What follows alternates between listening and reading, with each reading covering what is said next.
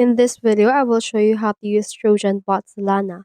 In order to do that, head over and click onto the start option right here. First things first, you can find this bot by just clicking onto the Solana Trojan Bot. So this is the username of that. And once you have clicked onto the start, you should be able to see this. So in here, you just need to continue and agree to their terms of use and privacy policy. Click onto this continue option. And now in here, we have in here the wallet that we have generated. And we have the Solana, the Ethereum, the secret key for that. Be sure to retain the information above in a safe place. And from in there, just click onto the start trading option. Now from in there, it will be removed and you should be able to see in here this.